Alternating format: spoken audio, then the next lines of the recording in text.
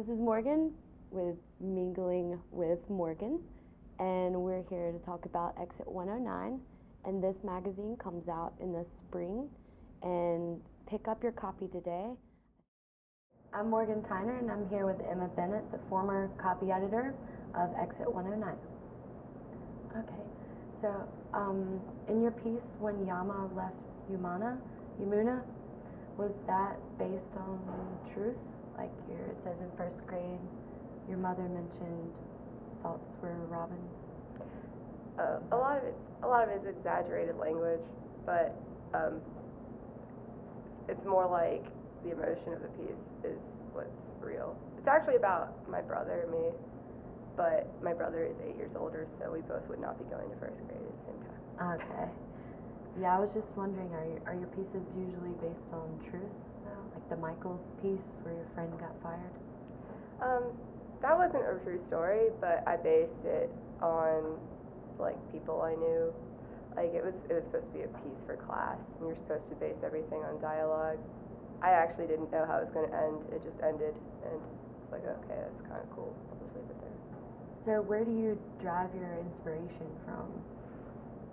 Well, the poetry, I sit for a while, and I'm just I think I'm a hypersensitive individual.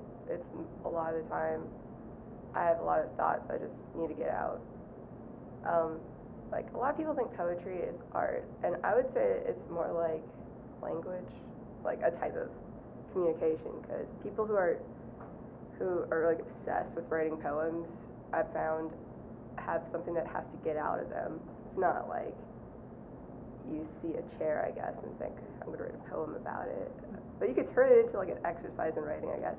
It's more like trying to explain an emotion in a way that other people could understand it, I suppose. So would you say writing is sort of like therapy? It can be, but it can also be like addictive, because you can like get obsessed with an emotion and just like have it feed on itself if you keep on writing. I could, you know, a lot of people say writers are crazy, and I think that's true a lot of the time. It's probably because they're so obsessed with what they're thinking, what they're feeling. Cool. And so, are you going to do Exit 109 this next semester? I'm probably not, but a lot of it is, like recently I've just felt different about poetry. Probably the poems I've written recently are not like these, but they're like, I don't know how to explain it. It's just, I think of writing now as more of just getting it out. And I like how my one friend said poets are basically whores of their emotions. They like want everybody to look at it. So I was fine with putting that in there because I love my brother and I don't know how to tell him half the time. And probably no one gets that that's about a brother. So, but other poems that are really purely self-indulgent, which a lot of famous poems are, they're so personal. I don't know. I'm not into editing anymore. It's just something else. I like to write, but I don't want to be Nick. I don't know if I'm getting my point across very well. So do you want to get your poems published one day, other than in Exit 109? I think it would be nice just to, I'm thinking if I got published, it would be nice if it was something that would get you money, but I know that's not going to get you money. Like, good writing isn't popular. That's my personal belief, because popular stuff is, well, shit. So, but I don't know. I like writing, so it'd be awesome if I could get published doing something I like, but I don't know. So what are your future plans as a writer? Are you doing English major, or? I was double majoring with English and psychology, but I think I'm more into psychology now. So, I mean, I had thought about poetry as something that's very therapeutic. So, and in psychology, when you work with, I'm like obsessed with reading memoirs lately. So I've noticed that a lot of people who have problems write poetry a lot, or write creative pieces, and It's like actually poetry a lot of the times it's actually a way of me analyzing people. When I read people's poetry, it makes me feel kind of bad because I don't know if people realize that that's a lot. Like if you write real poetry, you're revealing so much of yourself, more than what you thought you were writing on the paper. So I guess I think of poetry as analyzing a person. So do you think you'll do that whenever you become a psychologist? You can get your patients to write a journal or a poetry? I guess some. I would encourage people to probably read about other people's experiences, possibly sometimes, because I think of poetry like similar to memoirs. It's more of a way of like connecting with another person about emotion. Like a poem like that, I've noticed the people who tell me they like those kind of poems will point out a specific part of the poem and say it meant a lot to them. And it's a way of starting like communication with a person. It's like an easy icebreaker for people that are introverts when they read a poem and then they relate to a person in an indirect way. Yeah, that's true.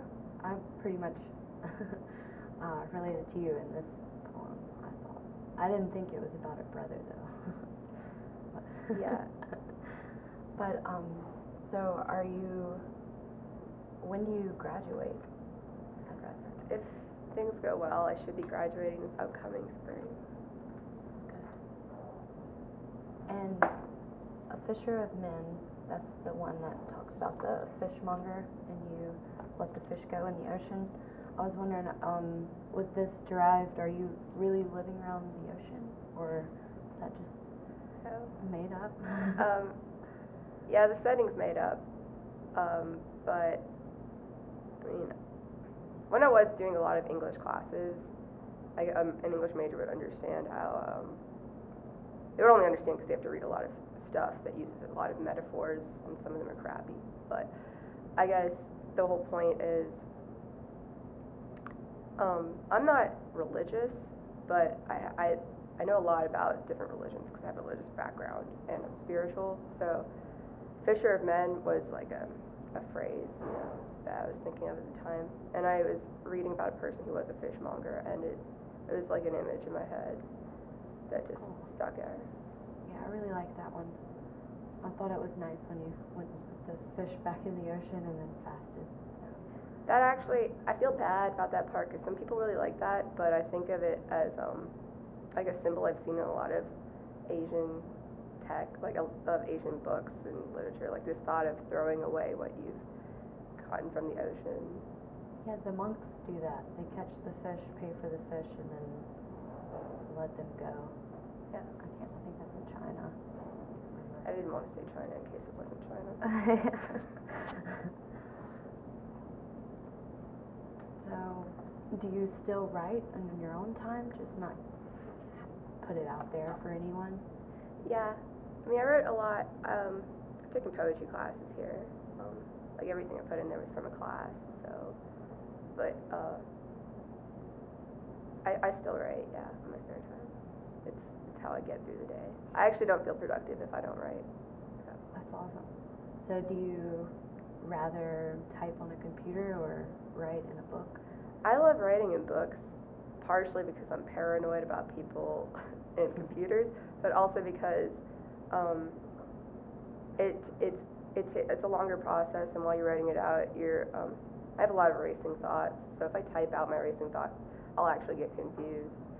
So if I just I don't know, it's easier for me personally to write out. Do you have any inspiration for any budding writers out there? Any words of wisdom? Words of wisdom. I would say it depends on knowing how you are as a visionary. Like, I'm very visually stimulated. I have to see images. So, actually, Tumblr helps me a lot. Because last semester when I was just drawing blanks, I would just go to Tumblr sites, and it's like this onslaught of images. So, it was interesting. Just to tell people I use Tumblr. But I also read a lot. That's it. It's interesting because once you read other people's work, you find they'll sometimes sum up something that you think is so complex in a simple way. But a lot of that is I read memoirs.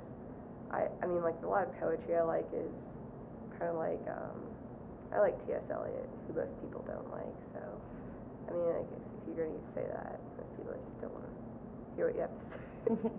But, yeah. I like a lot of morbid writing and macabre and dark humor sort of stuff. Do you like any Bret Easton Ellis? I love Bret Easton Ellis. I usually don't tell people that. I love Bret Easton Ellis. But, yeah, actually, when I read American Psycho, I was writing a lot, but I never showed people my writing when I was reading that. But, yeah. Probably very gory. Yeah, actually, it's interesting because I sympathize a lot with the main character. At a certain point near the end, it actually made me cry. Oh, wow. So, yeah, I don't tell many people that. But, yeah. It's pretty cool that you sympathized with. Well, that's another thing about poetry. Sometimes I tried to do this last semester. I tried to write a poem from a lot of people in poetry will write about something that's traumatic from a victim's point of view. So I tried to write it from the assailant's point of view, and it's interesting. It's kind of, if you try to justify a person's point of view who you would see as a villain, it's like you think of every person as humane and any person as being able to go to a low point. But you can also find beauty in darkness. I don't tell people about that. Like, if it's a poem about rape, happens a lot in poetry classes.